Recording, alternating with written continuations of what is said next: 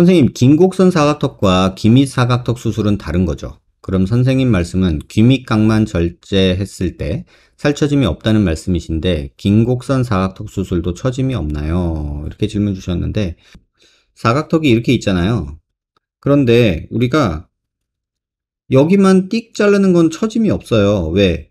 교근이 이렇게 위로 올라간다고 그랬죠. 그 다음에 넓은 목끝, 플라시스마 머슬은 요 방향으로 당긴다 그랬고 입꼬리 내림근은 요 방향으로 올라간다 그랬죠. 그러니까 여기만 잘라주는 거는 교근이 당겨 올라가니까 처짐이 전혀 없죠. 근데 요 부분이 잘리면 얘는 일로 처지고 얘는 일로 올라간다 라는 얘기예요. 그러니까 사각턱 절제술은 요거고요. 긴곡선 절제술은 여기까지 쭉 턱 앞까지 빼는 거거든요. 그럼 요 부분에서 처짐이 생길 수 있겠죠. 그래서 제가 블로그에도 글을 써놨었죠. 귀밑각만 잘랐을 때는 처짐은 전혀 발생하지 않지만 긴곡선, T절골 등 하악각 전체를 박리하면 교근의 살은 올라가고 플라시스마의 살은 내려가고 입꼬리 내림근의 살은 올라가니 위 그림과 같이 울퉁불퉁한 요런 라인이 만들어집니다 라고 제가 말씀을 드린 거죠. 근데 일부 어떤 선생님들은 요것만 생각하고 이렇게 잘라도 오히려 처짐이 없다라고 말씀하시는데 그거 잘못된 생각이시고요. 이쪽 체부 쪽 잘리면 밑으로 내려가고요. T절골 등 어떤 것든 해서 체부의 앞쪽을 자르면 입꼬리 내림근에 여기 오리진이라고 하죠. 뼈가 붙어 있는 데가 박리가 되면서 여기가 따라 올라가요. 그래서 결과적으로는 요 라인으로 생기는 울퉁불퉁한 생기는 모양이 나온다 라는 걸 기억하시면 좋겠어요. 안녕하세요 원장님. 4개월 전에 전진 3mm, 길이 3, 4mm 정도 앞턱 체부까지만 본시멘트 했던 남자입니다. 모양이 마음에 드는데 체부 쪽 붓기가 조금 더 빠졌으면 합니다. 앞으로 붓기가 조금 더 빠질 수 있을까요? 아니면 결과가 나온 상황인가요? 그러니까 4개월이잖아요. 그럼 다 빠졌다고 생각하시잖아요. 제가 많은 환자들을 보는데 실밥 뽑으러 와서 붓기 다 빠진 것 같은데 모양이 이게 최종이에요? 라고 물어보시는 분도 계시고요. 그래서 이건 좀 아닌 것 같다 라는 생각이 들고 또 3, 4개월 지나면은 다 빠진 것 같이 느껴지잖아요. 근데 실제는 아니다. 제가 항상 말씀드리잖아요. 6개월, 1년까지도 변한다.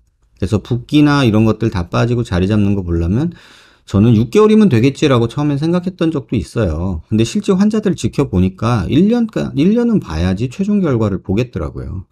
그래서 4개월 정도면 아직 거기가 부어 있을 거다. 그리고 더 빠질 거다. 라고 말씀 좀 드리고 싶어요. 그리고 성함 알려주시면 제가 사진을 좀 확인해보고 말씀드릴 텐데 저희가 6개월 경과 보잖아요. 그러면 3개월째랑 6개월째랑 이렇게 비교해서 사진 한번 보여드리도록 할게요.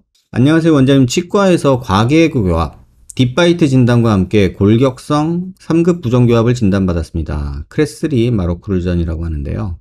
즉 과계교합이면서도 주걱턱 느낌이 나는 상태인데요. 근데 사실 요 두 개가 제가 지금 이해가 안 되거든요. 다른 성형외과에서 진단받기로는 주걱턱 모양을 교정하기 위해 후진에서는 이중턱 처짐 문제가 발생하니 턱끝은 내리자 라고 하셨습니다. 이론적으로는 납득이 가지만 막상 해당 병원의 수술 전후 사진들을 보니 주걱턱 느낌은 크게 개선이 안 되고 불필요하게 턱만 연장되어 오히려 신체와 머리 길이의 비율이 망가질 수 있다는 생각이 들었습니다.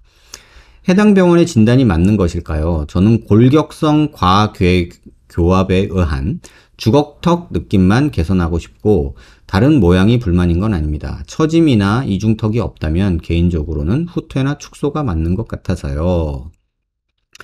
일단은요, 제가 여러분들하고 좀 공부를 조금 할게요. 이게 이제 저희가 교합을 말하는 아주 오래된 그림인데요. 크레스 1, 2, 3로 나뉘고요. 크레스 1이 정상 교합이고요. 그 다음에 크레스 2가 흔히 말하는 아래턱이 들어간 경우, 이렇게 된 경우, 이게 크레스 2고요. 그 다음에 크레스 3가 이제 흔히 말하는 주걱턱이에요. 이거를 이제 첫 번째 어금니, 6번 치아라고 보통 얘기하는 요 녀석을 보는데요. 요 녀석이 이렇게 딱 맞물릴 때, 요건 정상교합이라고 얘기를 하고요. 근데 아래턱이 뒤로 들어가죠. 이거는. 요 녀석이 여기 있고, 여기 있죠. 여기 보면 6번이 이렇게 앞뒤로 위치가 바뀌죠. 요런 거를 클래스 2라고 하고요. 6번이 앞으로 빠지는 거를 클래스 3라고 해요. 주걱턱. 그래서 이걸 디스탈 오클루전, 이걸 메지알 오클루전, 이런 말을 하는데, 이건데 환자분이 지금 3급 교정교합을 진단받았다. 그러면은 지금 요 상태란 뜻이에요. 요 상태. 근데 여기서 조금 이상한 말이 또 생겼어요. 과계교합이라고 딥바이트라는 단어가 나왔거든요. 근데 딥바이트는 뭐냐면요. 위턱이 아래턱으로 이렇게 확 덮고 있는 거예요. 그러니까 다시 말하면 저도 약간 딥바이트인데 윗니가 아랫니를 다 덮어버리는 거예요. 이걸 딥바이트라고 하거든요. 근데 클래스 3에서는 딥바이트가 나올 수가 없어야 정상이거든요. 또는 여기가 뭐 이렇게 또 내려와서 막 덮지는 못하잖아요. 아래턱이 더 나와 있으니까. 그래서 이게 지금 뭔 말이지? 라는 생각이 좀 들어요. 이게 환자분이 잘못 기억하고 여기다 적어주신 건지. 과계교합이라면은 일반적으로는 클래스 2가 맞고요. 이런 식으로 돼야 딥바이트가 나오겠죠?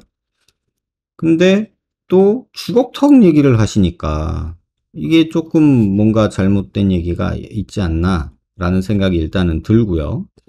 그 다음에 제가 요 사진을 하나 보여드렸죠. 주걱턱이죠. 누가 봐도. 근데 중안면부가 조금 앞으로 나오니까 주걱턱 느낌이 줄죠. 지금 최근 들어서 교정을 해서 입을 무조건 넣고 오시는 분들 중이 좀 늘어나고 있는 추세거든요. 교정과 선생님들이 돌출입을 집어넣겠다고 무조건 입을 넣어가지고 좀 답 없는 상태로 오시는 분들이 조금 많아요. 뒤에도 질문이 나오는데. 자, 이 상태에서 턱을 만약에 턱뼈가 이렇게 있다고 칩시다. 이렇게 있는데 얘를 후진하거나 뭐 잘라낸다고 생각해 보자고요. 이렇게 잘라내거나 뭐 이렇게 후진을 했다고 생각을 해 보자고요. 그러면 여기 있는 살들은 다 밑으로 쏟아져요. 그래서 턱선은 최종적으로는 이런 식으로 돼요. 이런 식으로. 얼굴은 길어지고 이중턱이 되는 거죠. 일단 그게 기본이고요. 자, 이 경우도 보면은 그렇게 주걱턱이 아닌데도 불구하고 중안면부가 꺼져 있으면 약간 주걱턱으로 보일 수도 있어요. 그러니까 이런 모든 경우의 수를 봐야 되거든요.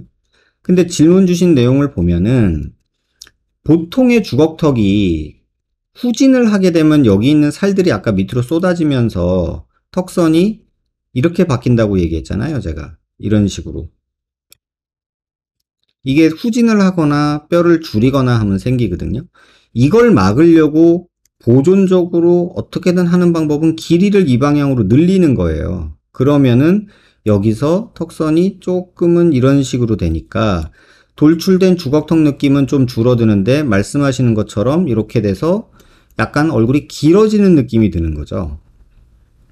그러니까 이런 상태가 있다는 거예요. 근데 지금 제가 환자분 글을 보고서는 뭐라고 말을 못 하겠어요. 일단 왜냐면 딥바이트랑 3급 부정교합이 이게 공존하는 상태라는 게 지금 조금 제가 이해가 안 되고요.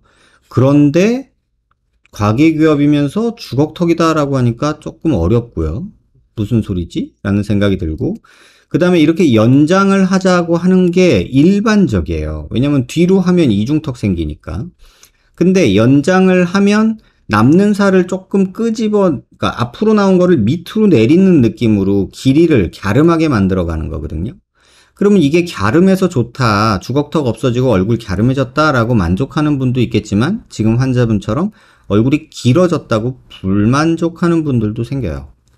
그러니까 그런 경우에는 어떻게 해야 되냐라고 하면은 이 경우는요. 이 덩어리 자체를 이렇게 회전해서 집어 넣어야 돼요. 그러니까 상악은 앞으로 나오고 하악은 뒤로 들어가게. 이렇게 만들면 그 느낌이 조금 줄죠. 턱도 덜 나오고 이중턱도 좀 덜 생기고. 그래서 양악 수술을 생각해야 되는 경우인지 아니면 어떤 경우인지 지금 환자분 글만으로는 제가 조금은 난감해요. 그리고 이따가도 나오겠지만 이런 경우는 뭐 턱을 앞으로 뭐 전진수를 할 수 있고 뭐 그렇지만 요 정도의 교합이라면 반대로 아까는 얘는 이 방향으로 돌렸죠?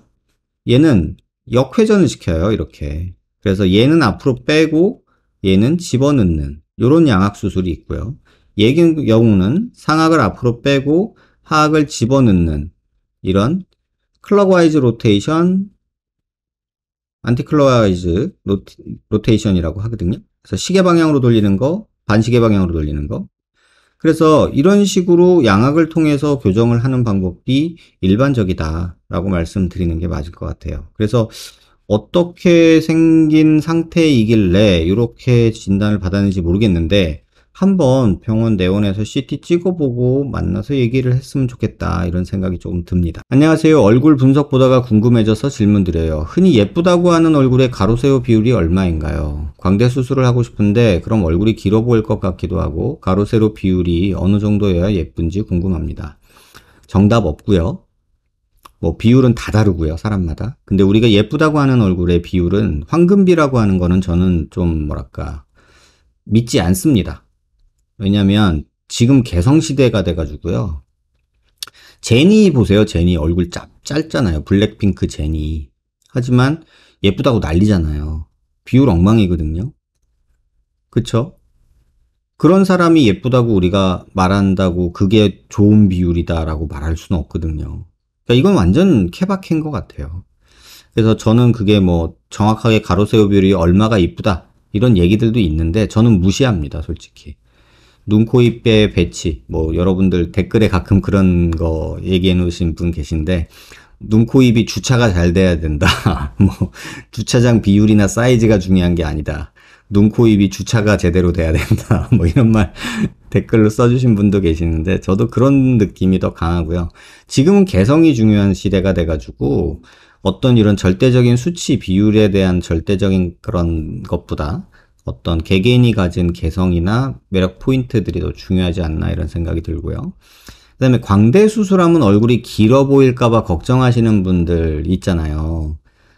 그런 거 되게 많을 텐데 솔직히 말씀드리면요. 광대 수술에서 얼굴 길어 보이는 거는요. 주관적인 느낌이고요. 얼굴 길이가 길어지는 건 아니잖아요.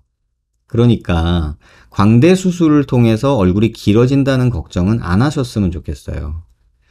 여기 지금 방송에 지금 댓글창에 계시는 에리카 님이 그 고민을 하셨던 분이거든요.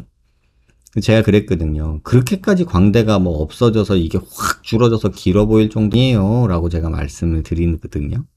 광대 축소술이라는 게 선정리의 개념이 있고 막 이렇게 혹처럼 튀어나온 경우라면 왕창 줄일 수 있겠지만 대부분의 제가 보는 환자들의 근 80% 이상은 조금 볼록한 느낌을 없애주는 거지 이 폭 자체가 줄어들어서 비율이 변할 정도는 아니다.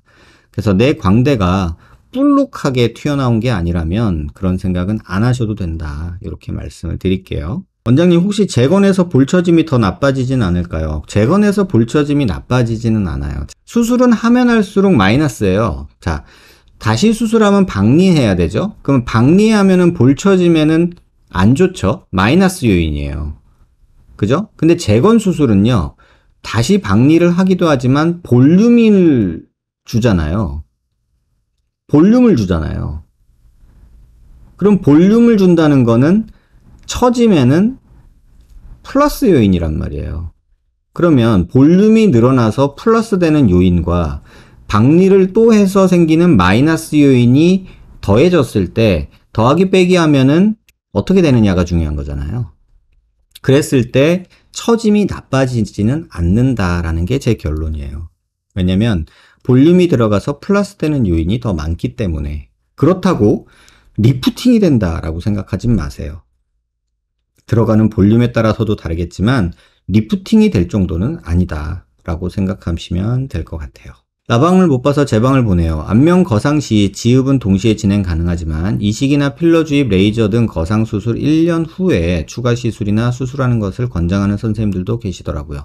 저도 그런 입장이고요. 1년이 조금 길다 하시면 최소 6개월은 기다렸다 하시라 이렇게 말씀을 드리고요.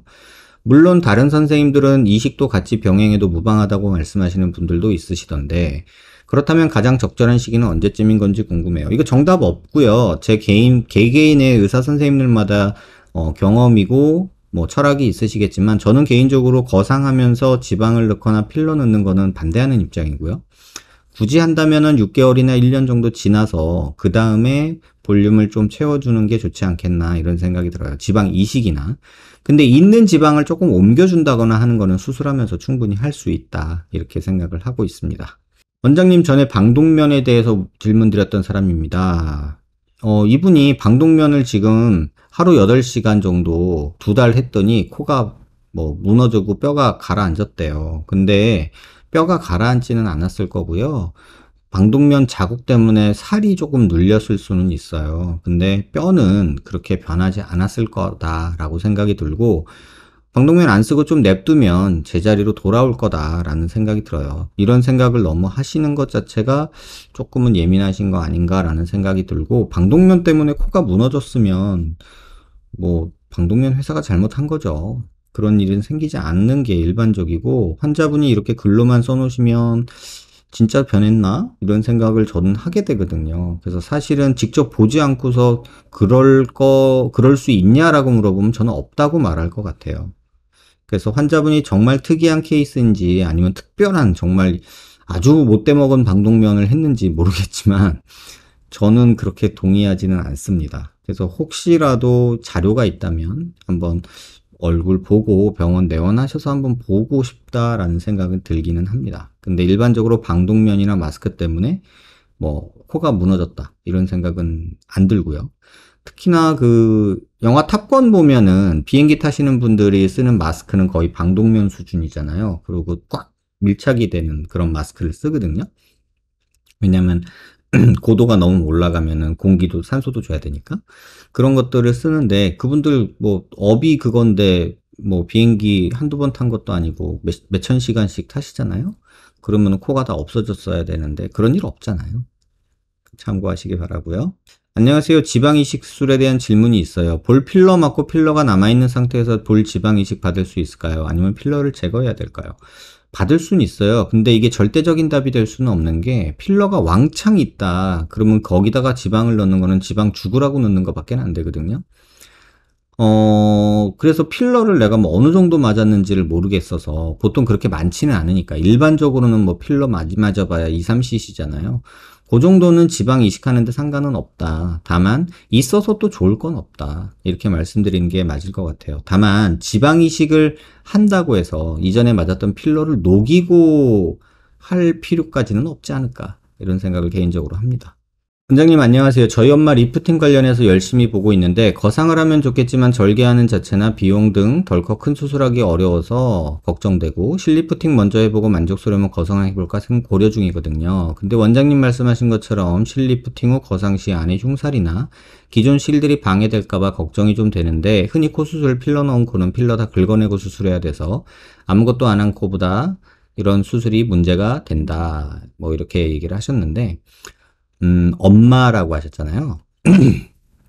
여러분 이런 말씀 조금 어떻게 들리실지 모르겠지만 40대 이후에 실리프팅은 저는 반대하는 입장이에요.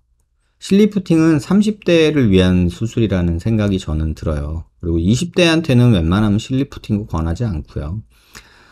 20대 때 리프팅을 하기보다는 관리하는 게 훨씬 더 자연스럽고 뭐 좋은 느낌이고, 레이저 정도 하는 거 그거고요. 30대는 레이저로는 효과 보기 조금 깝깝한 경우가 생기거든요. 그러면 거상하기는 부담스러우니까 실리프팅을 하자 뭐 이렇게 말할 수 있어요. 그런데 40대 이후가 넘어가면은 피부 탄력이나 노화 진행도 따라서 남는 피부가 많기 때문에 저는 40대 이후의 분들한테 실리프팅은 별로 권하지 않습니다. 그래서 어머님이라고 하셨으니까 최소 40대 이상이라고 보고 그렇게 판단을 하면, 뭐 해보시는 건 좋은데, 녹는 실 정도 해보는 건 좋은데 뭐 말리고 싶진 않은데, 제 가족이면 그냥 마음 먹고 한번 거상을 제대로 하지 굳이 실리프팅 하지 마세요 라고 저는 제 가족들한테는 말해요. 그러니까 그거는 참고해서 판단하시면 좋을 것 같아요. 못하는 건 아니니까, 실리프팅 한다고 해서 거상 못하는 거 아니거든요. 근데 방해가 좀 되는 건 맞지만 그렇다고 뭐 절대적으로 그렇게 하면 안 돼 이렇게 말할 내용은 아니다, 이렇게 말씀을 드릴게요. 선생님 안녕하세요. 궁금한 게 있습니다. 살이 쪄도 별로 티 안 나는 사람이 있고 살이 5kg만 쪄도 얼굴에 살이 붙는 사람이 있는 건 왜 그런 건가요? 이게 저도 좀 궁금한데요. 어떤 사람은요, 체중 변화가 얼굴로 드러나는 사람이 있어요.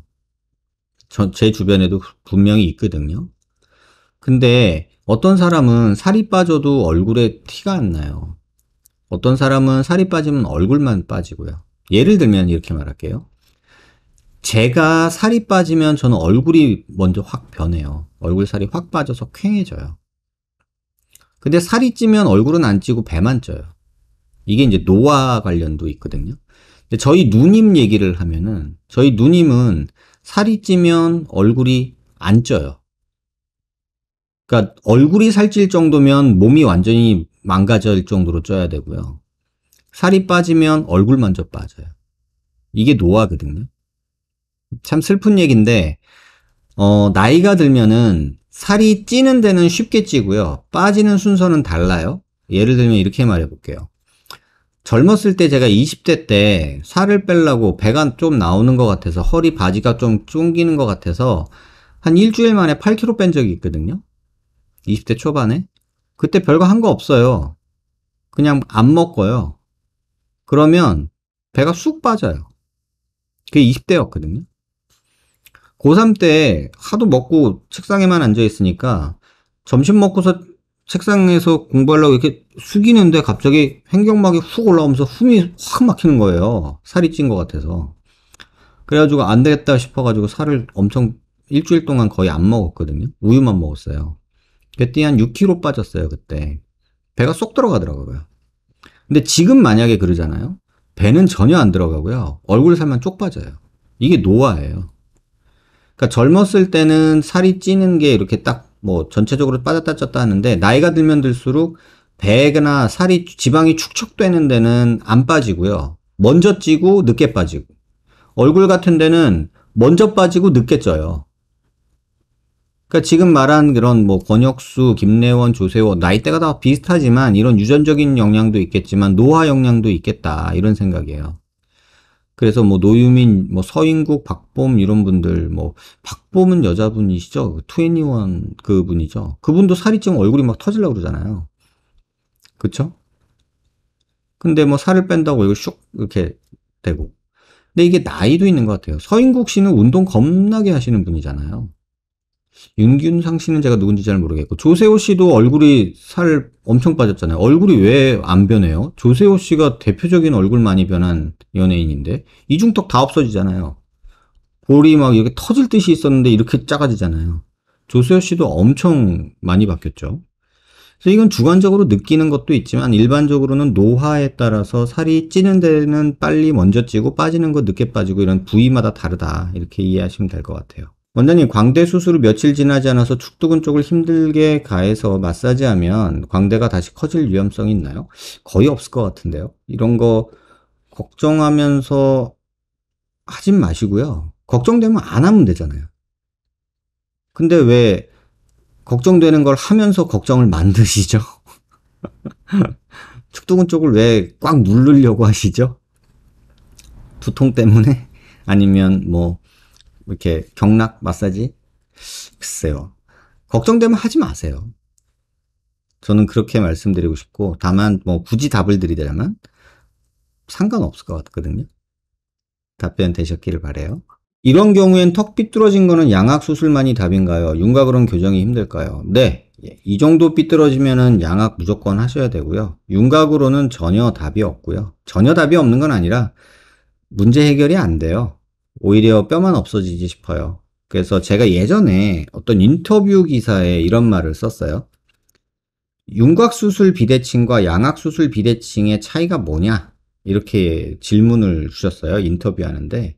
그래서 나무 예를 들었어요. 제가. 예를 들면 나무가 이렇게 있고요. 나뭇가지가 이렇게 있겠죠? 이렇게. 뭐 이렇게 있겠죠? 이렇게. 이렇게. 이렇게. 근데 어느 가지 하나가 이렇게 삐쭉 튀어나와 있어요. 이렇게. 나무가. 근데 일반적으로는 나무는 약간 요렇게 수영이 있을 때가 이쁘잖아요. 요런 거 잘라내는 게 윤곽이다. 요런 거 잘라서 예쁘게 수영을 맞춰주는 게 나무 가지를 자르는 게 윤곽이다. 근데 양악은 뭐냐면요. 아예 이렇게 나무 대가 휘어버리는 나무들이 있죠. 이렇게. 요렇게 된 나무들이 있잖아요. 이렇게. 예를 들면 이런 나무가 있다고 생각을 해보자고요. 그런데 우리가 원하는 수영은 이런 수영이에요. 근데 요런 거 잘라내봤자 요 수형이 안 나와요. 그래서 여기를, 요 휜 거를 이렇게 펴주는 게 양악수술이다. 이렇게 말씀을 드렸죠.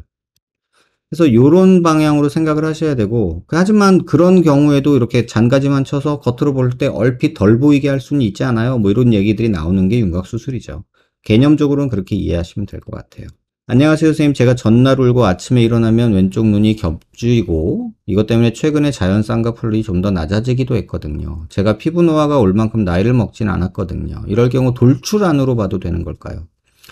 옆측에서 사진 찍어서 혼자 판단 내리긴 했는데 좀 애매해서요. 검은 눈동자 끝을 위로 손을 쭉 끄면 눈썹 이마보다 나와 있긴 합니다. 눈썹 이마보다 눈이 나왔다라고 하는 거는 사실은 저희가 보는 일반인들 얘기에서의 눈이 돌출이다 아니다 뭐 이런 얘기지, 의학적으로 돌출 눈이다 아니다는 전에도 말씀드렸지만 이런 엑소프살모메트리라고 해가지고 이렇게 눈가 여기 칸투스라고 그래요. 이거를 칸투스와 동공 사이에 요 차이에 요 거리를 재는 거예요. 돌출로는. 근데 뭐 여기랑 뭐 이런 거 비교하는 거는 우리들이 얘기하는, 일반인들이 얘기하는 거고, 의학적으로 돌출눈이다 아니다는 요걸로 결정해요. 요걸로.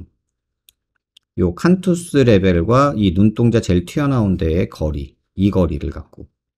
근데 뭐 이거를 갖고 저희는 판단하는데 뭐 이렇다 저렇다 눈썹 이마뼈보다 살짝 나와 있어요. 돌출눈인가요? 글쎄요. 돌출눈이라고 뭐 볼 수도 있겠고, 의학적으로는 이렇게 판단하니까 이 기준은 답이 안 되고요. 근데 일반적인 기준으로는 돌출눈이라고 우린 하겠죠. 그냥 우리끼리 하는 말로 야, 너 눈이 좀 나온 것 같아, 뭐 이런 얘기 할 수 있죠. 근데 의학적으로는 이렇게 판단한다는 거 기억하시고요. 근데 뭐 이렇게 해서 이걸 돌출눈이라고 봐도 될까 안 될까가 뭐 왜 중요할까요? 그냥 본인이 보기에 눈이 튀어나온 것 같아서 돌출눈이다라고 생각하시는 것도 뭐 저는 상관없다고 생각하는데, 그 판단 기준, 판단을 하려는 목적이 뭘까? 이런 생각이 잠깐 드네요. 얼굴 지방 흡입도 실 리프팅처럼 안에 흉살이 많이 남나요? 네. 오히려 실보다 얼굴 지방 흡입이 흉살이 더 많이 생긴다고 저는 생각을 합니다. 그래서 얼굴 지방 흡입을 신중하시라. 웬만하면 반대한다. 이렇게 말씀을 드리는 거예요. 원장님 궁금한 게 있어요. 앞에서 볼 땐 턱이 조금 긴 것 같은데, 앞에서 볼 땐 긴 것 같은데, 옆에서 보면 턱이 너무 짧은 주걱턱이다. 이거 이해가 안 돼요. 보통은요, 아까 보여드렸지만, 요 사진을 좀 볼까요? 요렇게 보면요, 이 얼굴이 길어 보이거든요, 이게. 오히려 얘보다요, 얘가 더 길어 보여요. 무턱인데 뒤로 누워있다. 여기가 이렇게 누워있잖아요, 이렇게. 얘는 나와있죠. 그러면 실질적으로 한번 그려서 보면요, 여기 뭐 헤어라인으로 비슷하게 본다고 생각을 해볼게요. 이렇게 뭐 비슷하다고 보고, 뭐 코도 비슷하다고, 얘 좀 더 위에 있긴 하네요. 근데 보면은 턱끝을 보면요, 여러분들이 보시기에 정면에서 보면은 얘가 길어 보일까요? 얘가 길어 보일까요? 정면에서 보면 얘가 훨씬 길어 보여요. 주걱턱인 경우보다. 길이가 똑같다면. 근데 그런 취지에서 말씀을 드리면, 아이고, 옆에서 볼 땐 긴 것 같은데, 앞에서 볼 땐 긴 것 같은데, 옆에서 보면 턱이 너무 짧은 주걱턱이다. 이게 이해가 잘 안 돼요. 그러니까 이런 느낌이라는 건데, 코가 이렇게 있고, 아이고, 입술이 이렇게 있는데, 주걱턱인데 짧다. 뭐 이런 느낌이라는 거잖아요. 근데 앞에서 볼 땐 길대요. 이 조금 이해하기 힘들어요. 그래서 단순히 지금 말씀해 주신 것만으로 어떻게 판단하고 어떻게 수술을 계획할지는 정말 답을 제가 못하겠어요. 솔직히 말하면. 참고해 주시면 좋을 것 같고요. 한번 병원으로 내원하시거나 비대면 상담 한번 CT 찍어서 사진이랑 비교해 보면서 봤으면 좋겠어요. 필러를 녹일 때 사용하는 용액은 거상시에 지장을 줄 정도로 조직을 들러붙게 하나요? 아니, 들러붙는 건 상관없고요. 조직에서 필러를 녹여서 흡수시키는 약이에요. 그리고 몸에 있는 체액 성분도 저 주사를 맞으면 빠져요. 그래서 홀쭉해지는 느낌이 들어요. 그래서 몸에 있는 물도 좀 뺀다 생각하시면 돼요. 그래서 거상에 지장을 줄 정도로 들러붙게 하거나 그런 건 아니에요. 왜 이런 생각을 하셨는지는 좀 모르겠네요. 혹시 광대 재건 시 자가 조직 이식보다 PCL이 뼈 흡수율 면에서 나을까요? 이 질문이 틀렸습니다. 왜냐하면 자가 조직은 뼈고요. PCL은 뼈가 아니잖아요. 자가 조직은 들어가서 100이 들어가면은 나중에 흡수가 돼서 뭐 50이나 뭐 30이나 요렇게 남는 게 자가 조직이고요. PCL은 껍데기만 들어가서 뼈가 0에서 이 껍데기에 뼈가 붙어서 30이나 50 정도 뼈가 생기는 게 PCL이에요. 뭐 이 수치는 중요한 건 아니고요. 그러니까 개념이 다르죠. PCL은 뼈가 아니잖아요. 그러니까 뼈가 생성되도록 유도할 수 있는 그런 조직이긴 한데 이게 뭐 100% 생기는 것도 아니고 부위마다 다르고. 그래서 뼈 흡수율을 말한다면 PCL은 아예 뼈 흡수율을 말할 수가 없다. 이렇게 말하는 게 맞겠죠. 선생님, 짝눈일 경우 쌍수를 두 쪽 다 한다고 들었는데 그러면 혹시 짝눈이었을 때 짝눈이었던 곳에 자연으로 쌍꺼풀이 생기면 그 경우에도 근육이 영향을 받아서 짝눈이 아니었던 쌍꺼풀이 바뀌나요? 뭐 가능성은 있어요. 근데 이거 참 말씀드리기 어려워요. 왜냐면 이게 헤링스로라는 건데요. 이거 한번 보시죠. 제가 자료를 찾다가 이게 좀 설명하기 좋을 것 같아서. 짝눈이죠. 멀쩡하게 뜨고 있는데 이쪽 눈이 작잖아요. 그쵸? 이 눈동자 사이즈 한번 보세요. 여기 보면 하이라이트 그 후레쉬 터진 게 보이죠? 근데 지금 여기는 그 후레쉬 터진 게 안 보이게 눈이 덮여 있어요. 근데 우리가 이쪽을 손가락으로 이렇게 당겨서 올리잖아요. 그러면 특이하게도 이쪽이 작아져요. 보이세요? 얘랑 비교해 보세요. 이게 헤링스로예요. 뇌에서 이 눈 뜨는 근육이 이런 식으로 반응을 하게 돼 있어요. 그래서 멀쩡히 이렇게 있는데 손가락으로 이 눈을 들어 올리면 이쪽 눈이 작아져요.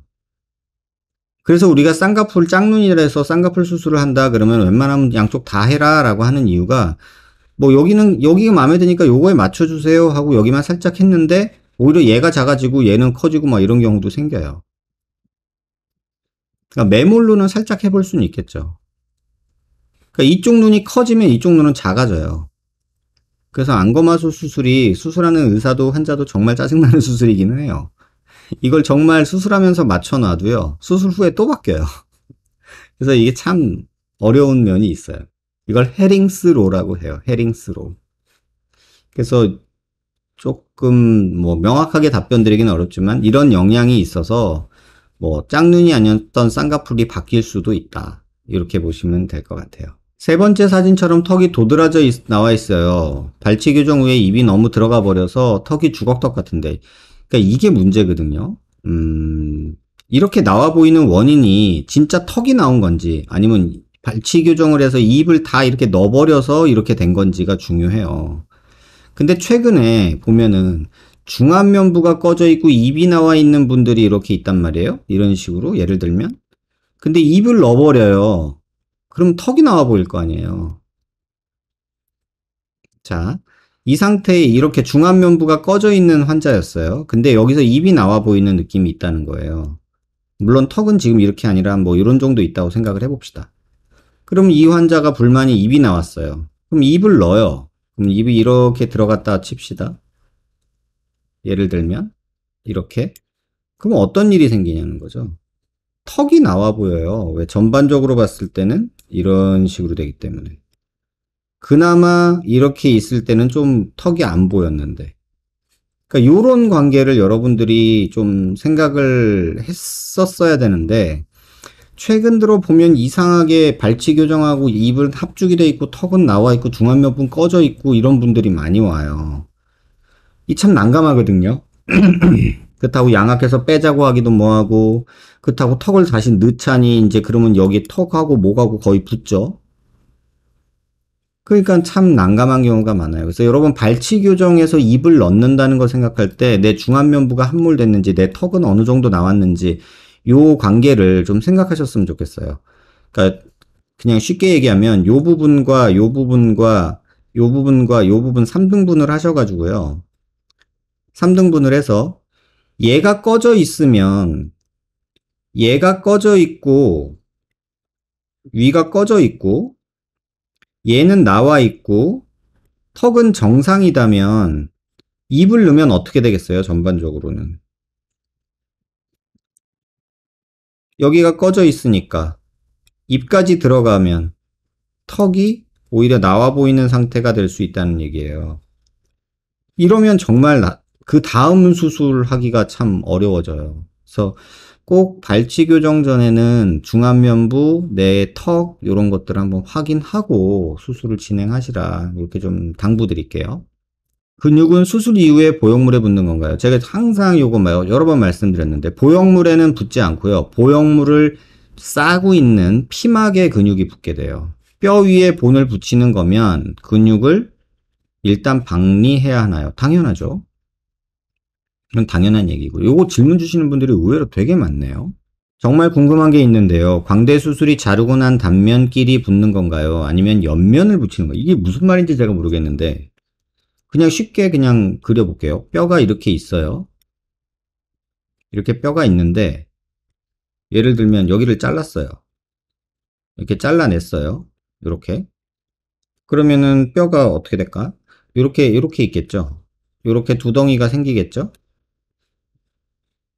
그러면 이걸 옆면인가요? 이게 단면인가요? 이 면이.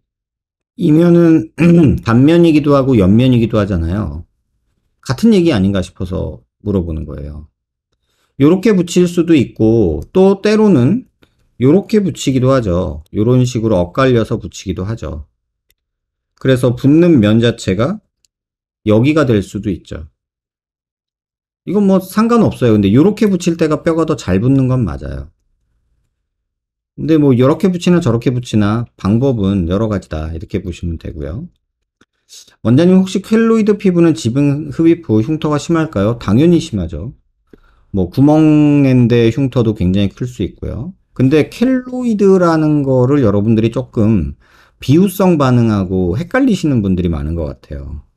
왜냐면 비유성 반응이라는 거는 뭐 되게 많거든요. 근데 켈로이드는 이렇게 포도송이처럼 커지는 건데 의외로 켈로이드가 그렇게 많지는 않아요. 저는 성형외과 의사니까 많이 보지만 여러분들이 말하는 켈로이드는 대부분 다 비후성 반응인 경우가 많거든요. 그래서 이런 성향의 살성이라면 지방 흡입 후에 흉터도 굉장히 많다. 이렇게 보시면 될 것 같아요.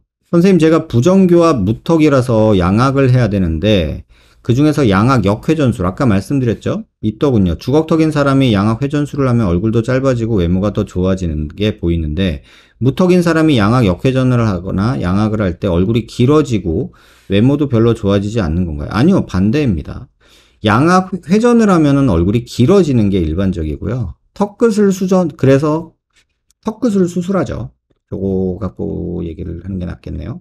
자, 요 경우에 아까 제가 요 방향으로 회전시킨다고 그랬잖아요. 그러면 여기 있는 턱이 요렇게 가겠죠. 요 방향으로. 요렇게. 그러면 얘는 길어지죠. 그래서 이 방향으로 수술할 때 턱을 줄여주거나 전진을 시켜버리는 게 일반적이죠.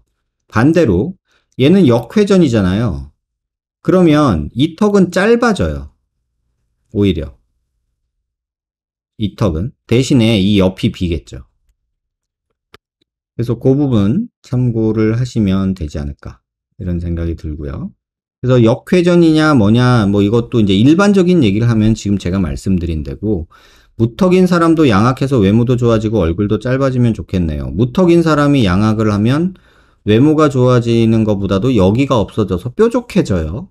그래서 양악을 무조건 한다는 생각은 안 하셨으면 좋겠고 요거는 조금 이해를 좀 하셔야 되는데 환자분이시라면 한번 병원 내원하세요. 그러면은 제가 그거를 좀 설명을 드릴게요.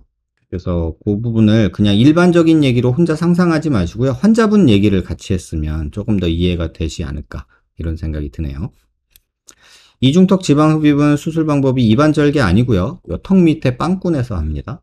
또는 뭐 요 뒤 옆에서 이렇게 빵꾸내는 경우도 있고요. 저는 근데 여기 하나 빵꾸내는 걸 더 선호합니다. 인중이 긴데 비순각 교정이 됐다면 복구할 수 있나요? 원숭이에요. 입이 돌출됐다고 비순각 교정도 좀 하자고 했는데 인중이 길어진다는 설명을 듣지 못했고 보형물을 넣어서 한 게 아니고 인중이 섰는데 절개를 해서 붙인 건지 복구할 수 있을지 모르겠어요. 이게 좀 어떻게 했는지 모르겠거든요. 그러니까 비순각을 교정을 했는데 뭘 넣은 게 보형물 넣은 게 아니라 아니면 연고를 넣었을 가능성도 있고 그래서 요거는 수술 전후 사진을 한번 봐야 제가 답을 드릴 수 있을 것 같아요.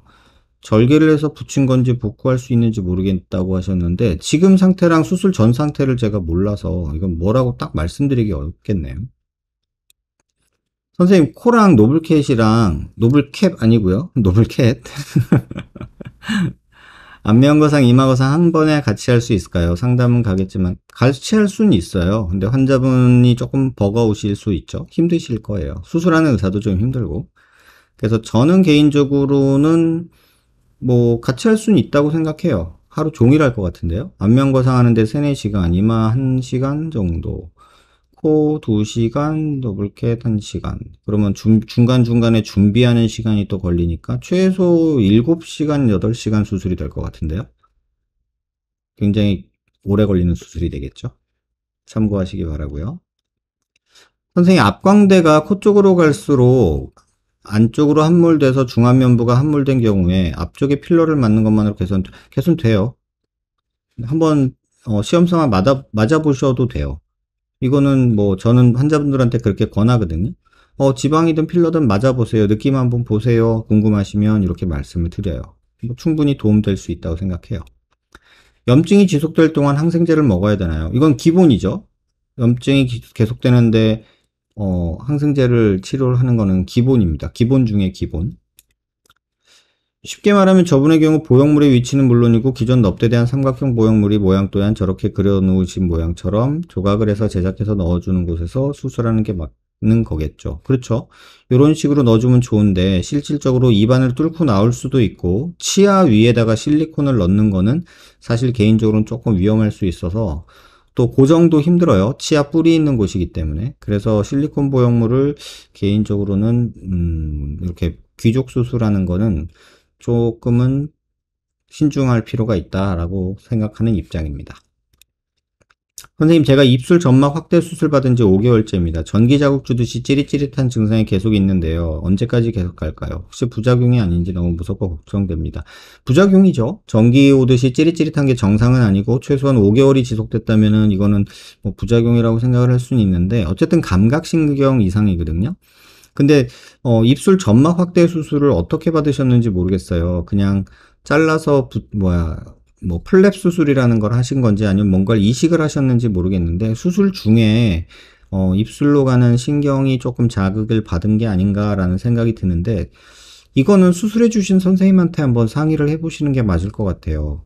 수술 받은 지 5개월 정도 지났는데도 입술이 찌릿찌릿하다 그러면은 조금은 걱정스러울 수 있고 불편하실 수 있을 것 같아요. 근데 제가 지금 수술 방법도 모르겠고 어떻게 받으셨는지 이게 어떤 상황인지도 몰라서 이거는 수술해 주신 선생님한테 조금 불편하다 힘들다 얘기를 해보시는 게 맞을 것 같아요. 선생님 혹시 윤곽주사 부작용으로 피부 함몰이 생기면 해결 방법 없는 건가요? 해결 방법 지방이식이나 필러나 이런 거 넣어줄 수 있고요. 이렇게 살을 계속 불려주는 것도 할 수 있죠. 근데 시간 지나면 대부분 좋아지거든요. 입 주변이라 필러 넣기는 어려울 거예요. 입 주변이라고 왜 필러 넣기가 어려울까요? 조금씩 넣어보는 거는 저는 괜찮다고 생각해요. 너무 함몰된 거라면. 그래서 너무 어렵다고 생각하지 마시고 너무 한 번에 고정하려고 욕심내지 마시고 조금씩 넣어주는 거는 저는 나쁘지 않다고 생각합니다. 여기서 사용하는 게 PCL이 TNR인가요? 지금 TNR 제품은 코에 사용하는 메쉬가 TNR 말고 지금 한 두세 개 업체가 있는 걸로 알고 있어요. 근데 저는 TNR 제품을 쓰긴 하는데 얼마 전에 코 재수술하였는데 제가 비중적 연골이 작아서 메쉬로 사용하였다는데 너무 안 좋은 말들이 많아서 궁금해서 여쭙니다. 메쉬 부작용 확률과 만약 부작용이 생기면 어떤 식으로 대처해야 되는지 알고 싶습니다. 부작용 생기면 염증이고요. 염증 외에 부작용은 사실 특별히 지금까지는 얘기가 없는 걸로 알고 있는데 코에 쓰는 거는 이물질이 들어가면은 부작용이라는 게 다 염증이거든요. 근데 염증이면 무조건 제거예요. 그래서 제거를 기본으로 한다. 그리고 뭐 자가늑연골이나 뭐 이런 것들로 대체해서 수술해야 된다는 게 뭐 코수술하는 선생님들 사이에서는 기본이죠. 근데 이제 뭐 PCL이 뭐 너무 안 좋다 뭐 이렇게 말하기는 어려워요.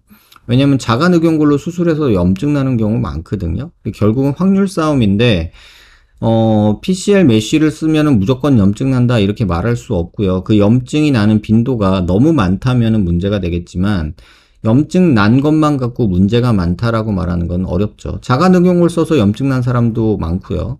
제가 수술하고도 자가늑연골로 수술하고도 염증 났던 경우도 있어요. 그러면 자가늑연골이 나쁜 건가요? 우리가 사용할 수 있는 가장 좋은 재료가 자가늑연골이잖아요. 어떻게 보면. 그런데 그걸로 해도 염증이 날 수 있단 말이에요. 그럼 그걸 나쁘다라고 판단하는 그런 인터넷 글들은 조금은 판단이 좀 경솔하지 않나 개인적으로 그렇게 생각을 합니다. 살이 흐물흐물하지 않고 짱짱하면서 지방흡입 후 울퉁불퉁해질 확률이 적은 건가요? 저는 22살인데 팔뚝살이 짱짱하다기보단 말랑말랑한데 지흡해도 될까요? 말랑말랑하면은 지흡하면 울퉁불퉁해진다니까요? 그런데 이거를 22살이면은 저라면은 지방 흡입을 하기보다는 열심히 운동을 하겠어요. 22살이면 아직은 노화에 의한 지방 침착이 되는 그런 나이는 아니잖아요. 그러면 지금 이런 나이라면은 지방 흡입보다는 저는 조금 다이어트 운동을 좀 권할 것 같아요. 선생님께서 수술 전후 CT 비교해 주실 때 광대 체부 쪽에 살짝 갭이 생긴 정도는 괜찮다고 하시잖아요. 그런 광대 체부 쪽 갭의 유무가 외관상으로 봤을 때 차이를 만들어내지는 않나요? 이게요, 완전 케바케입니다. 피부가 얇은 경우는 굉장히 작은 갭도 밖으로 드러나요. 그러니까 뼈만 봤을 때는 저건 아무 문제가 아니에요. 밑에 붙어 있고 체부 쪽 위에 조금 벌어져 있는 게 뭐 뼈로 보면은 문제는 아닌데 피부가 얇은 경우에 있어서는 그게 함몰로 나타나는 경우가 있고 만져진단 말이죠. 이게 제가 수술하고 이게 언제적이에요? 2011년 그 무렵에 수술하고 깜짝 놀랐던 경우인데요. 이 갭이요, 불과 3mm 정도밖에 안 되거든요. 수술하고 나서 이게 제가 2008년, 6년 요럴 때 수술한 걸 거예요. 근데 여기가 이렇게 빈 거예요. 여기가 이렇게 비었어요. 그래서 이거 뭐야 이런 생각이 들었거든요. 근데 요 정도 CT면은 괜찮잖아요. 근데 요게 3mm 정도, 4mm 정도 갭이 있는데 보통 요 경우는 티가 안 나야 정상이거든요. 일반적으로. 근데 이 환자분이 여기 이렇게 줄 간다고 저한테 온 거예요. 딱 만져보니까 얘예요. 그래서 제가 요게 2008년일 거예요. 그때 보고서 제가 이 일 시작하면서 이 환자분 불러가지고 여기에 이제 처음에 이제 본시멘트로 재건을 했던 그런 경험이 있었던 환자예요. 그러니까 요런 경우가 있더란 얘기죠. 그래서 무조건 이게 괜찮다가 아니라 제가 항상 단서를 달잖아요. 만져지거나 피부가 함몰로 느껴지면 재건하셔야 됩니다. 라고 얘기를 하죠. 피부가 얇은 경우 또는 여기가 뭐 이렇게 밴드처럼 확 주저앉은 경우도 있거든요. 그래서 케바케예요. 뼈만 보면 괜찮지만 겉으로 증상이 나타나거나 피부 함몰이나 줄이 간다면 수술 고려해야 됩니다. 이렇게 말씀을 드리죠. 현재 총 5년째 치아 교정 중이고 초음 교정을 하고 예상치 못하게 중안면부가 많이 꺼지고 무턱, 비대칭도 생겨 이를 개선시키고 싶어 다른 치과에 가서 상담받고 지금 1년 반 정도째 계획 교정 중입니다. 치아 교정 아예 시작 전에는 얼굴 밸런스도 괜찮았고 모난 곳 없이 제 마음에 들었는데 교정 후 상악도 많이 꺼지고 웃을 때 상악 쪽이 전체적으로 많이 내려앉은 것처럼 보이게 되어 너무 스트레스 받고 많이 힘들었어서 다른 치과에서 다시 이를 앞으로 꺼내오는 재교정을 시작했고 지금 재교정한 지 1년 반 정도입니다. 전보다는 개선되었지만 근본적으로 중안면부 함몰을 개선시킬 수는 없다고 생각이 들어 1년 후쯤 교정이 끝나고 노블캡 받으러 갈 생각인데 몇 가지 궁금한 점이 있습니다. 제가 말씀드렸죠. 입을 넣는 거에만 집중해서 합주기처럼 만들고 입을 이렇게 넣어 놓는 경우들이 많단 말이에요. 최근 들어서 중안면부가 꺼져 있는 걸 무시하고 그래서 이런 경우 좀 조심하셨으면 좋겠고 노블캐 수술하면 웃을 때도 입 주변이 꺼진 느낌이 개선되나요? 환자분 케이스 바이 케이스인데요. 제가 이 수술을 아무한테나 막 권하진 않습니다. 기본적으로 코 높이 4가지 조건을 제가 만족시켜야지만 저는 저 수술을 해요. 왜냐면 저 수술 자체가 환자분한테 불편함을 줄 수 있는 수술이기 때문에 괜히 마음 상할 수 있어요. 수술하고 못생겨지는 경우도 있어요. 코가 낮으면. 원숭이 되는 경우도 생기고요. 그래서 네 가지 조건을 저는 절대적으로 지키려고 애를 쓰는데, 첫째, 코가 높아야 돼요. 코끝. 콧대가 아니라 코가 높아야 되고, 그 다음에 여기가 꺼져 있어야 되고요. 그 다음에 인중이 짧아야 되고요. 입술이 살짝 들려 있으면 묻지 말고 날짜 잡고 가라고 해요. 이 네 가지 조건을 만족시키면 저 수술은 환자들한테 굉장한 만족감을 줍니다. 근데 이 중에서 가장 중요한 게 뭐냐면, 코끝이 낮으면 이 수술은 하면 안 되고요. 그 다음에 인중이 길면 하고 나서 원숭이 됐다는 느낌을 가질 수가 있어요. 그래서 코끝 높이랑 인중 길이가 사실은 가장 크리티컬해요. 제가 노블캣 수술을 지금 10년째 하고 있는데, 환자들이 불만족하거나 이런 경우들을 쫙 한번 정리를 해보니까 어떤 경우냐면은, 자기가 지금 코가 예쁘니까 나는 코 수술 안 할래요 라고 우기고서 노블캣 수술을 하는 경우가 있어요. 하고 나서 마음에 안 들면 그때 가서 코 할래요 이렇게 생각하고 수술을 그냥 해보시는 분들, 그런 분들 열에 한 6, 7은 코를 다시 하시거나 노블캣을 보형물을 빼는 거를 고민하게 돼요. 그래서 코끝 높이 굉장히 중요하고, 그 다음에 인중이 길면 제가 이 수술을 안 합니다. 왜냐면 하고 나서 정말 불편하게 보여지기 때문에. 요건 꼭 참고하시고요. 아무래도 보형물이 높거나 클수록 뼈 침식 가능성이 높아질 수밖에 없을 텐데, 보형물 최소 최대 얼마인지 궁금합니다. 오늘 한번 다시 말씀드릴게요. 뼈 침식 노블캣은요, 제가 10년 팔로우업을 해보면서 수천 명의 환자들을 봤는데 뼈에 자국 나는 정도지 뼈 침식이라고 말할 정도는 아닙니다. 아까 말씀드렸다시피 뼈 침식이라고 말하려면 주변 뼈보다 내 뼈가 가라앉아야 되는데, 6년, 7년 된 노블캣 수술 환자 제거하고 뭐 1년, 3개월 뭐 이런 거 다 봐도요, 뼈에 자국 정도 나요. 자국이라는 건 뭐냐면 뼈가 주저앉아서 침식이 된 게 아니라 보형물 옆으로 뼈가 자라 올라가서 생긴 게 침식처럼 보이는 것도 환자들이 침식이라고 얘기하더라고요. 아까 요거 말씀드렸잖아요. 이게 뼈 침식 양이에요. 요만큼이. 근데 여기 뼈가 이렇게 있고 요렇게 튀어나왔다고 요걸 뼈 침식이라고 생각하는 분들이 의외로 많더라는 거예요. 요런 가골들이 생깁니다. 요런 가골들이 보형물 주변으로는, 그건 침식이 아니에요. 그러니까 그거 꼭 참고하시기 바래요. 그래서 그런 질문이라면 가장 조금 만든 거는 전 6mm 미만이면 아예 안 하고요. 6mm 미만이면은 할 필요가 없지 않냐. 티도 안 나요. 효과 없다고 봐도 과언이 아닐 정도로 큰 의미가 없다. 그래서 저는 기본적으로는 5, 6mm를 마지노선으로 보고요. 3, 4mm 할 거면 하지 마라라고 해요. 차라리 필러나 지방 맞자 그래요. 그 다음에 최대는 지금 제일 많이 넣어본 게 18mm 정도 넣어봤어요. 근데 그분은 정말로 꺼져 있었어요.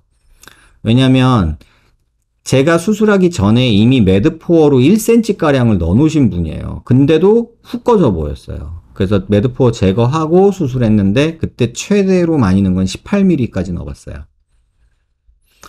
치아 교정을 아무래도 오래 했다 보니 아예 안 한 사람의 잇몸과는 당연하게 약해질 수밖에 없는데, 노블캣하고 보형물 넣은 채 평생 살아도 잇몸에 문제가 없을지 질문드립니다.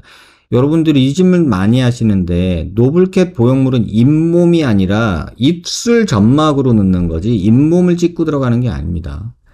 이게 진지보 부칼 썰쿠스라는 표현을 쓰는데, 이거 하나 그냥 그려서 보여드릴게요. 입술이 이렇게 있고요. 그 다음에 여기 잇몸이 이렇게 있고, 여기서 치아가 이렇게 나오죠. 예를 들면 이게 입술이라고 생각하자고요. 그러면 여기까지는 잇몸이잖아요. 여기까지는. 우리는 수술할 때 여기를 찍고 들어가요. 그러니까 잇몸하고는 관계가 없어요.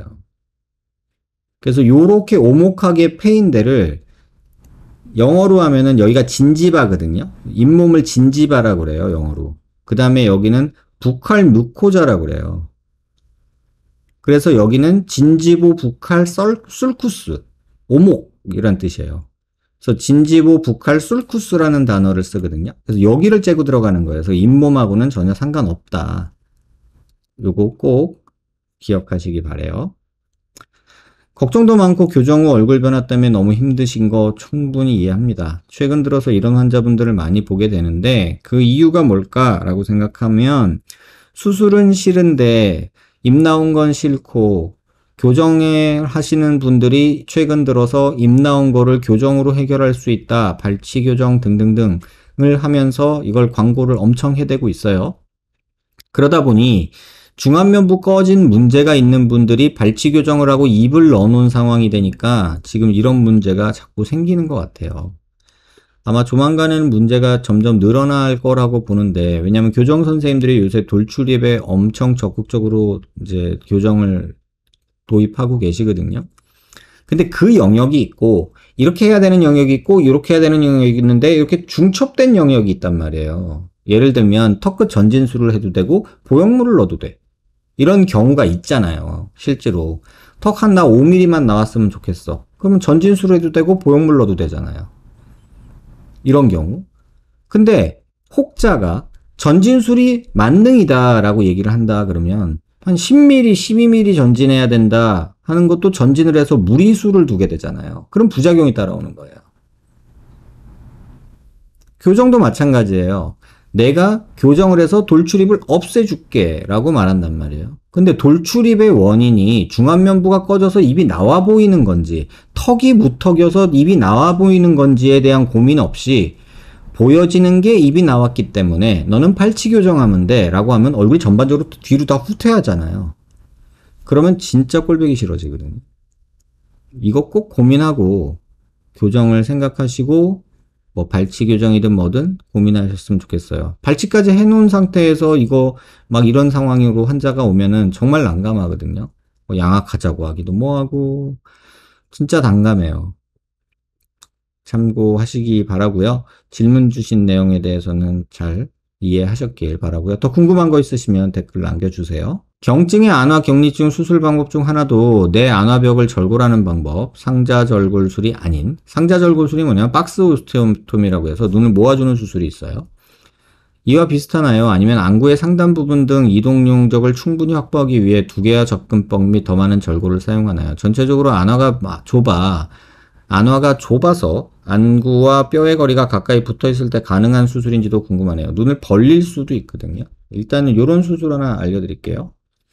우리가 눈이 하나가 있고, 그 다음에 그 사이에 공간이 있고, 이렇게 눈이 하나 있고, 요게 1대1, 1대1일 때 이걸 정상이라고 보통 얘기하거든요.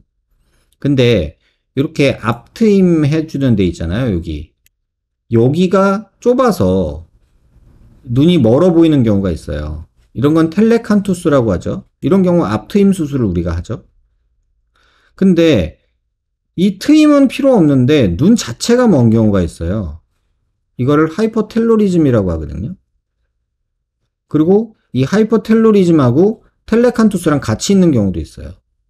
근데 중요한 건 지금 이 하이퍼텔로리즘 같은 경우는 눈 자체가 너무 먼 거잖아요. 그러면 어떻게 하냐면 얼굴 뼈를요, 여기를 다 뽀개요, 까만 거를. 이 까만 거를 다 부셔가지고 잘라내요. 그래가지고 이 덩어리를 일로 옮기고 모아주는 거예요. 그래서 눈을 모으는 수술이 있거든요. 이걸 박스 오스테오톰이라고 해요. 선천성 기형이거나 이런 것들이 있을 때 이 수술을 하는데, 근데 반대로 눈 사이가 좁다고 이걸 벌려주는 수술은 미용 목적으로 하진 않아요. 왜냐하면 요 경우에는 복시나 이런 치아 문제들은 여러 문제들이 있어서 그런데 눈 사이가 좁다고 이걸 이렇게 부셔가지고 밖으로 반대 방향으로 수술하기에는 너무 일이 크잖아요. 그래서 이런 수술이 있다 정도만 이해하시면 될 것 같아요. 제가 교근축 수술을 하고 여기가 이렇게 꺼져 보이니까 그래서 교근축 수술을 저는 안 했으면 좋겠다 이렇게 말했더니 그러면 여기 튀어나온 부분 여기만 또 축소하면 안 되냐 이렇게 질문을 주시는 이유가 있네요. 잘 보시면 여기는 교근이 있고요. 여기는 교근이 없지 볼살이에요. 여긴 교근이 없어요. 근데 왜 교근을 뒤에만 축소했다고 생각을 하실까요? 누가 이것만 하겠어요. 여긴 교근이 없다니까요. 볼살이에요, 볼살. 교근은 요렇게 있습니다. 요렇게 있는데 여기가 튀어나온 거는 어떻게 교근 축소를 해요. 영상을 잘 보시면 이해를 하실 것 같고요. 다이어트를 하면 팔자 지방 쪽 살이 빠지기는 하는 건가요? 빠져요. 근데 많이 빠지진 않아요. 5, 6kg 정도 뺀다면 다 빠지진 않아도 완화가 되죠. 무조건 완화가 되죠. 무조건 완화가 돼요. 여러분들이 젊은 나이라면. 피부에 탄력이 어느 정도 있는 상태라면. 이것도 좋아집니다. 조세호 씨 보세요. 조세호 씨. 조세호 씨 팔자주름도 많이 없어졌거든요. 그러니까 이런 경우가 있다. 빠지면 무조건 완화는 된다. 하지만 없어지진 않는다. 이게 꼭 참고하시고요. 또 다른 분이 이런 글을 써주셨어요. 당사자분 댓글 아직 보시나요? 저 부분을 한스힐이라고 칭하시고 중요하게 생각하시는 원장님들, 이걸 한스힐이라고 하나요? 나 이거 처음 들어보는데 제가 찾아봤는데 이거 한스힐이 뭔지 모르겠어요. 못 찾겠어요. 나중에 아시는 분이 있으면 알려주시고요. 자, 여기다가 할 수 있는 우리가 많이 하는 시술들 다 나열해 볼까요? 뭐 인모드, 슈링크, 리프테라, 윤곽주사, 뭐 실, 거상 다 있겠죠? 그러면 이런 많은 수술들이 효과가 없냐? 라고 물어보면 있어요. 없진 않아요. 근데 우리가 기대한 것만큼의 효과는 아니라는 거예요.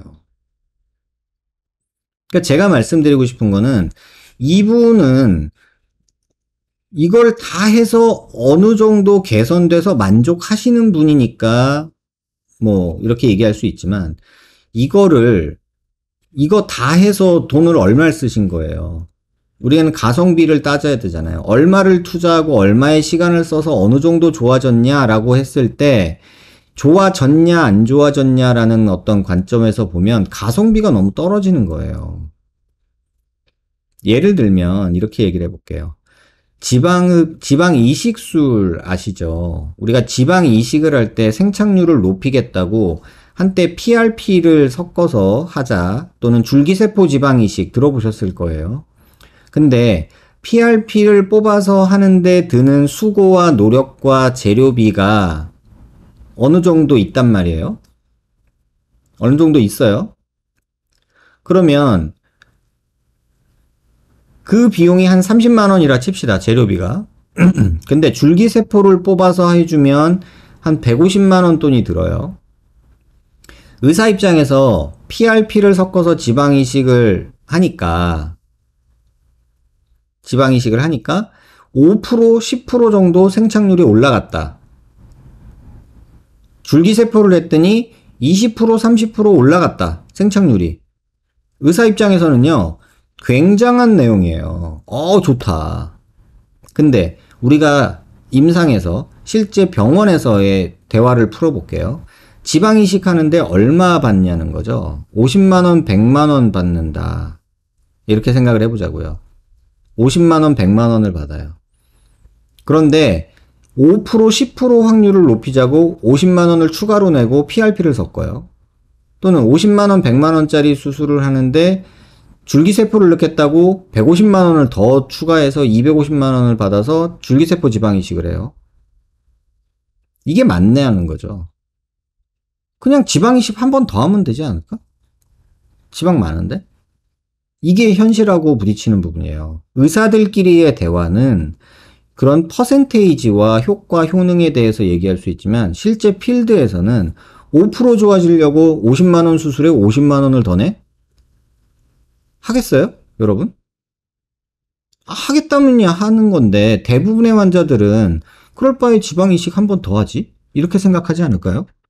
그럼 반대로 한 번 더 발작 나가서 50만원, 100만원 지방 이식 수술을 하는데 줄기세포 지방 이식 한다고 150만원, 200만원을 여러분이 추가로 내시겠어요? 효과는 20%더 좋대요. 그럼 지방 이식 한 번 더 하는 게 낫잖아. 두 번 하면은 100만원이면 하는데 그렇지 않나요? 이런 가성비 면이 또 생긴단 말이에요. 자, 인모드. 이게 뭐 사기겠어요? 슈링크. 사기겠어요? 리프테라. 윤곽주사. 뭔가 다 효과는 있을 거예요. 그게 3%든 5%든 10%든. 근데, 그러면 이걸 다 했어요. 얼마를 투자했고, 얼마의 시술 시간을 들였냐는 걸 생각해 보자고요. 그랬을 때 과연 그게 가성비가 나오냐라고 말하는 거죠. 그리고 중요한 거는 뼈의사라고 하는데 저는 뼈의사인가요? 이런 식으로 여러분 생각하시면 그냥 광고판에서 놀아나시는 거예요. 이 글을 쓰시는 분이 뭐, 어떤 경험을 그냥 나누시는 건지 아니면 이 시술을 하시는 분을 좋아하셔서 이렇게 조언을 해주시는 건지 광고를 하시는 건지 모르겠지만 저는 그렇게 생각해요. 모든 게 가성비가 있다. 이런 생각이 들어요. 여러분 그거 아세요? 소고기를 제가 좋아하니까 고기를 얘기하는데 호주산 되게 고급 고기를 사면은 등심 한 덩어리에 한 3만 원이라고 칩시다. 근데 한우 좀 고급 고기 사면은 등심 한 덩어리에 8만 원씩 하거든요. 그럼 2배 이상의 가격이에요. 근데 소고기가 다 소고기지 라고 그거를 똑같이 취급하는 분한테는 한우가 바가지인 거고요. 그쵸? 야, 다 똑같은 소고기인데, 한우 이거 2배 넘게 더 받아. 이게 사기네. 돈독이 올라가지고. 이렇게 얘기할 수 있겠죠. 또 어떤 사람은, 야, 호주산 그거랑 한우랑 어떻게 비교가 되냐. 한우 고기가 훨씬 맛있다. 난 먹으려면 한우 먹는다. 돈을 들여서라도 호주 먹을 바에는 안 먹는다. 이런 말도 하잖아요. 누구 말이 맞는 거예요? 이건 한번 참고해 보세요. 팔자 모든 환자들의 고민이죠. 근데 뭐 해가지고 완전히 펴졌다는 거 본 적 있으세요? 없어요. 무슨 수술해도 완전히 펴지지 않아요. 그러면 도대체 누구는 5%만 좋아져도 만족하고 제가 얼마 전에 팔자주름이 싫다고 저한테 노블캣을 하러 오신 분이 있어요. 근데 하지 말라 그랬어요. 별로 도움 안 될 것 같다고. 안 해줬더니 그래도 자기는 너무 스트레스 받는데요. 넌 재미삼아 필러 맞아봐. 이렇게 했어요. 필러 한 앰플 1cc 갖고서 0.5씩, 1cc씩 놔줬거든요? 근데 그 2cc 맞고서 너무 좋아하는 거예요. 제가 봤을 때는 별반 큰 차이는 아닌데, 물론 조금 차이는 있지만. 그럼 놔줘야지, 필러. 그거 갖고 그렇게 좋아할 거면. 근데 저는 이제 수술을 주로 하는 입장이니까, 야, 그거 조금 좋아지려고 뭘 그걸 또 맞고 그러냐. 이런 생각이 또 드는 거죠. 야, 이거는 제 말이 맞고 누구 말이 맞고 이게 아니고 여러분들이 그냥 요걸 효과를 봤다. 그 정도 효과다라고 내가 기대치를 낮추고 가면 뭐 하셔도 좋아요. 어쨌든 마음의 위안이라도 되잖아요.